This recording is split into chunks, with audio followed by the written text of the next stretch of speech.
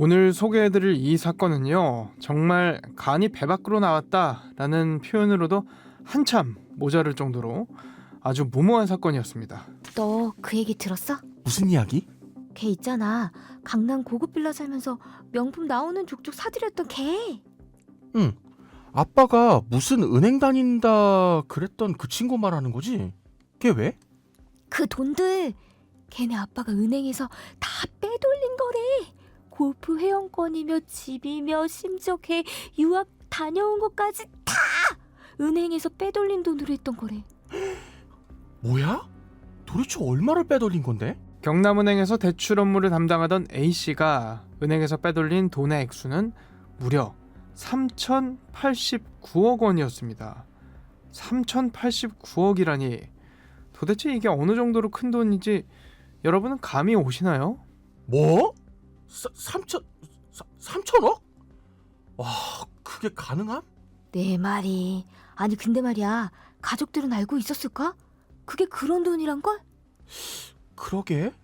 아니 근데 그 큰 돈을 빼돌리도록 아무것도 몰랐던 은행도 그 문제 아닌가? 야, 진짜 말세다 말세. A씨가 은행 돈을 마치 자신의 돈인 양 빼돌렸던 기간 무려 14년이었다고 하죠. 처음이 어렵지 그 이후부터는 괜찮아진다는 말, A씨도 그랬던 걸까요? 아무튼 사건이 발생하고 14년이 지난 2022년에서야 A씨에 대한 금융당국의 조사가 시작됐습니다. 여보세요? 여보. 난데 지금부터 내가 하는 말 잘 들어. 왜 그래요? 무섭게. 무슨 일 있어요? 집에 압수수색 들어올 것 같아. 네? 아니 그게... 그 집에 뒀던 돈들 싹 다 챙겨서 어디 좀 숨겨놔. 안 들키게. 그리고 그 형님한테도 연락하고 아무튼 지금부터 정신 똑바로 차려야 해. 알았어? 알겠어요. 금융당국의 수사가 시작되자 A씨의 가족들은 A씨의 도주와 은닉에도 적극 가담한 것으로 알려졌는데요. 과연 이 사건 어떻게 마무리됐을까요? 오늘 사건 엑스파일에서 자세히 살펴보겠습니다.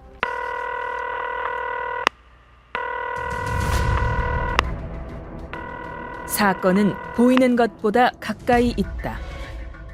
이원화 변호사의 사건 엑스파일.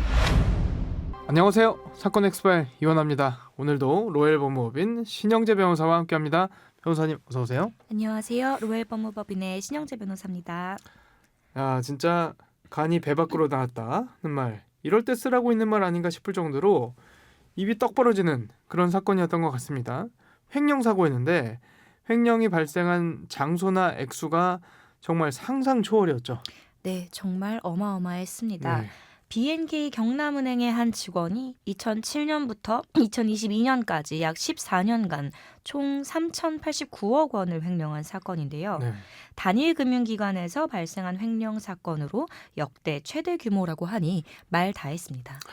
야, 이게 뭐 액수도 액수지만요.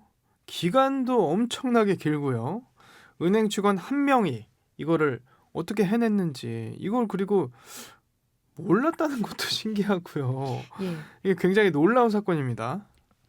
맞습니다. 물론 뭐 범인 주변에서 도운 사람이 없는 거는 아니었지만 주범은 경남은행 직원 A씨 한 명이었는데요. 네. A씨는 PF 대출 업무를 담당하고 있었는데 고객사 요청 없이 허위 서류를 만들어서 수백억 원대의 PF 대출을 실행하고 그 돈을 가로채는 방식으로 이렇게 십수년간 범행을 저질러 왔습니다. 네, 저희 펌에서도 PF 대출 업무, 뭐 대출 약정 업무를 진행을 하고 있는데 네. 이게 단위가 굉장히 커요. 예. 땅이 크거나 아니면 사업 규모가 큰 경우에는 단위가 워낙 크다 보니까 여기서 조금 장난을 치면은 뭐 중간에서 뺄 수 있는 돈들이 생겼었던 것 같습니다. 범행을 지속한 기간도 아까도 말씀드렸듯이 굉장히 놀라운데요. 1, 2년 하다가 걸리고 이런 게 아니라요. 무려 14년입니다. 예. 어떻게 14년 동안 이런 일을 할 수 있었던 건지. 예, 정말 놀라울 정도로 긴 기간인데요. 처음에는 2008년부터 2018년 9월까지는 이 A씨가 단독으로 출금 전표를 위조해서 803억 원을 횡령을 했고요. 네. 또 중간에 2014년부터 2022년 7월까지는 한국투자증권 직원이랑 공모를 해서 시행사 직원을 사칭해서 서류를 위조하고 허위 대출을 실행을 하거나 시행사가 납부한 대출 원리금 상환자금을 빼돌리는 방법으로 총 2,286억 원을 횡령을 했습니다. 야, 이걸 눈치채지 못한 은행 측도 문제 아닌가 싶은데요. 예, 규모와 기간을 봤을 때 이런 것들을 알아차리지 못한 은행도 책임이 없다 할 수는 없었습니다. 이후에 금융감독원에 따르면 이 경남은행도 고위험 업무인 PF 대출 취급 및 관리에 대해서는 점검을 실시한 사례가 한 차례도 없는 등 위험 관리 및 업무 실태 점검에 소홀했던 것으로 드러났습니다. 네, 사실 이제 기간이 길기 때문에 예를 들어서 뭐 1년 하다가 걸렸다라면은 뭐 그럴 수도 있겠다는 생각이 드는데 네. 14년이면요. 네.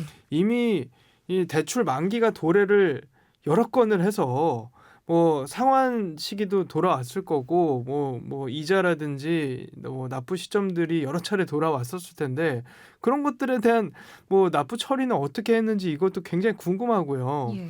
도대체 이 PF 담당자는 14년 동안 한 차례도 바뀌지 않았던 것인지 네. 그것도 궁금하고 네. 어떻게 이게 가능했었는지 참 의문입니다. 아무튼 A씨가 이렇게 빼돌린 돈은 어디에 쓴 거예요? 뭐 먹고 싶은 거 먹고 사고 싶은 거 사고 사는 데다 쓰고 그런 겁니까? 거의 다 그랬던 것 같습니다. 아 그래요? 예. 네. A 씨는 이 강남구 삼성동 빌라에 거주를 하면서 네. 가족들이랑 월 평균 7천만 원의 생활비를 지출했다고 합니다. 네. 그 외에도 자녀 유학비, 고가의 명품, 골프 회원권, 주식 투자 등의 횡령금을 펑펑 썼고요. 그 외에도 이제 뭐 1kg짜리 골드바들을 많이 구입을 해놓는다는 식으로 미리미리 이 은닉 재산을 또 만들어뒀다고 합니다. 아, 그 와중에 또 저금까지 했네요. 예. 한 달에 7천만 원을 도대체 어떻게 쓰는지 뭐 하고 다녔는지 한번 좀 따라다녀 보고 싶네요. 네. 궁금하네요, 진짜. 굉장히 혼사스럽지 못해 사치스러운 생활을 했겠다 싶은데 궁금한 게요. 이 빼돌린 돈으로 뭘 했냐에 따라서도 처벌 수위가 달라지나요? 영향이 있습니까? 이게 궁금하실 것 같은데. 예, 그 부분도 처벌에 영향을 미칠 수 있습니다. 범죄 수익을 단순히 뭐 사용을 했는지, 뭐 생활고에 시달리면서 채무해변제를 했는지, 네. 아니면은 사치를 하고 은닉을 하려 했는지, 세탁까지 시도를 했는지에 따라서 죄질이 달리 평가될 수 있습니다. 네. 더군다나 또 이게 이제 나중에 범행이 밝혀진 이후에는 변제가 됐는지 여부도 영향을 미칠 거기 때문에 사용처는 당연히 문제가 될 것 같습니다. 근데 이거를 가족들이 몰랐을까요? 아까 말씀하셨던 것처럼 삼성동에 있는 고급 빌라에 거주를 하면서 월 7천만 원씩 썼다고 했는데 전에 생활하던 것과 삶이 180도 재벌보다도 더 잘 사는 그런 삶을 살았던 건데 뭐 매주 로또가 되는 것도 아니고 어느 정도 눈치는 채지 않았을까 싶거든요. 예, 생활 수준이 확 달라졌는데 가족들이 몰랐을 리는 없죠.